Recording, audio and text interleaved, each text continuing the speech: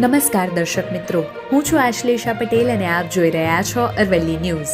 ખેતી આજે માત્ર પરંપરા નથી, પરંતુ વિજ્ઞાન, સંશોધન અને ટેકનોલોજીનું સંયોજન બની ગઈ છે.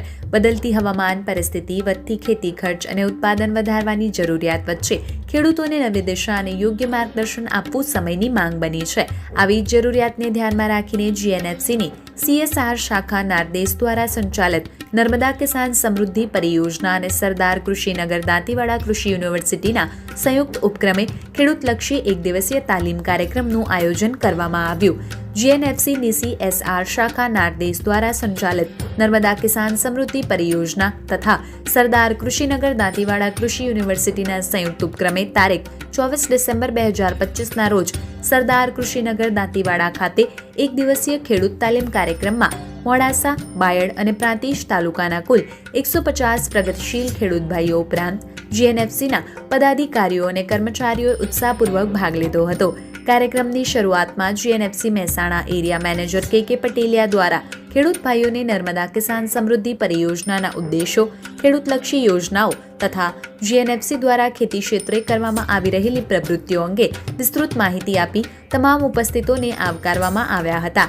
આ પ્રસંગે સરદાર કૃષિનગર દાંતીવાડા કૃષિ યુનિવર્સિટીના સંશોધન વૈજ્ઞાનિક ડોક્ટર LJ દેસાઈ સંકલિત ખેતી પદ્ધતિ સંશોધન કેન્દ્ર દ્વારા કુદરતી સંસાધનોનું સંરક્ષણ, જમીનની તંદુરસ્તી, પર્યાવરણ જાળવણી અને ખેત ઉત્પાદન વધારવા માટે અપનાવવાની આધુનિક તથા સંકલિત ખેતી પદ્ધતિઓ અંગે મહત્વપૂર્ણ માર્ગદર્શન આપવામાં આવ્યું. કાર્યક્રમ અંતર્ગત ખેડૂત ભાઈઓને સરદાર કૃષિનગર સ્થિત કામધેનુ યુનિવર્સિટીના પશુ સંશોધન કેન્દ્રની મુલાકાત કરાવવામાં આવી, જ્યાં કેન્દ્રના વડા તથા સંશોધક વૈજ્ઞાનિક ડોક્ટર HH પંચાસરાના માર્ગદર્શન હેઠળ ડોક્ટર BS રાઠોડ અને ડોક્ટર મયંક પટેલ દ્વારા પશુપાલન ક્ષેત્રે વૈજ્ઞાનિક પદ્ધતિઓ, પશુ આરોગ્ય સંભાળ, દૂધ ઉત્પાદન વધારવાના ઉપાયો અને આવક વધારવા માટેના વ્યવહારુ માર્ગદર્શન આપવામાં આવ્યું.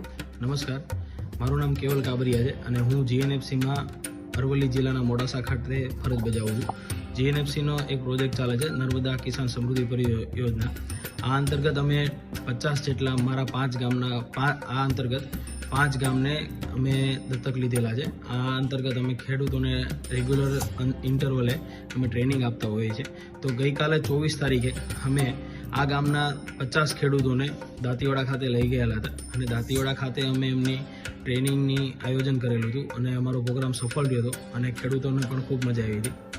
આ ઉપરાંત સરદાર કૃષિનગર દાંતીવાડા કૃષિ યુનિવર્સિટીના તેલીબિયા સંશોધન કેન્દ્ર ખાતે સંશોધન વૈજ્ઞાનિક ડોક્ટર LD પરમાર દ્વારા દિવેલા અને રાઈના પાકોની સુધારેલી જાતો, ઉત્પાદન તકનીકો અને રોગ નિયંત્રણ અંગે વિસ્તૃત માહિતી આપી ખેડૂતોના પ્રશ્નોના સંતોષકારક નિરાકરણ કરવામાં આવ્યા.